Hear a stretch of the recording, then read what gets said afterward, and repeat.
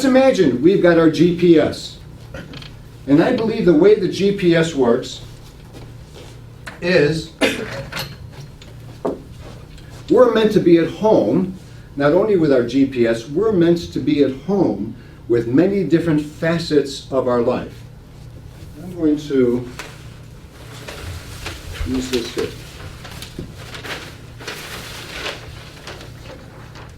So, home. GPS, home. As I said, it's a guiding power of spirit. It's where we are really meant to be connected. So, we have our home. And so our physical realm, we're meant to be connected. So let's imagine we got our GPS and we're connected with our cord, with our wire.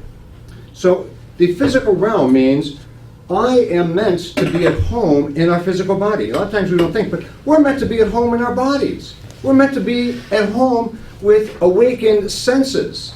You know, our senses are there to awaken us. And we're meant to have this man come sit in this chair. Thank you. You're welcome.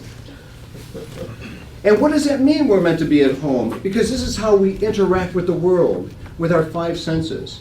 We're meant to be at home. So let's imagine we're at home with our physical body. And then we're also meant to be at home with our emotional selves. Because our emotional selves teach us about our internal state. There's I love the poet Rumi. And Rumi says, he says, God turns you from one feeling to another and teaches by means of opposites so you can have two wings to fly, not one. And so our feelings teaches us about opposites. How can you have courage if you don't have fear? No fear, there is no courage. You know, you have to have courage to have fear. Pleasure and pain, resonance and dissonance. And resonance and dissonance is a very important part because you start resonating. Now some of us have different type of, we're gonna feel more at home in different aspects, which I'll cover a little bit later. But let's imagine, okay, at home, I feel at home with my emotional states. I have an awareness, an acceptance of my emotional states, and I can manage my emotional states. Wow, I'm hooked in. There we go. And then what else do we have?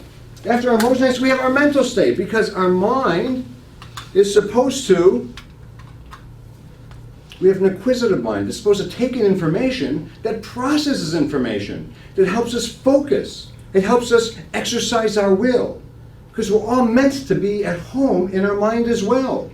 So, okay, look at this. GPS is coming in. It's sending signals to our body. It's sending signals to our emotions. It's sending signals to our mind. And then what else? Our relational home. And so, okay, I've got my relationships. Because really, don't we start to connect with other people through our heart? And if we're not at home in our heart, in our relationships, how can we connect with other people? So imagine the GPS is sending energy through ourselves, okay, and now I can be more relational. I know who I need to contact. I know who I need to talk to. Like, you're all here for a purpose. You're all here for some reason. I don't know what the reason is, but if you really tap into your GPS, you'll discover what the reason is. And as you get connected, then you have your expressive voice. And so, in the expressive voices, is that we have a right to speak and be heard, to share what's on ourselves, to share our vision, to share where we're at. And this is what we're also meant to have our voice. And so I'm going to show you, we're going to finish today with a process that we hook into all these things so that we can actually manifest quickly what we want. But we can't manifest quickly if I'm disconnected with all these things. And then lastly, of course, we need our intuition. And intuition is about having vision. If I don't have vision, if I'm not able to dream, if I'm not able to have insight, how on earth can I use these processes?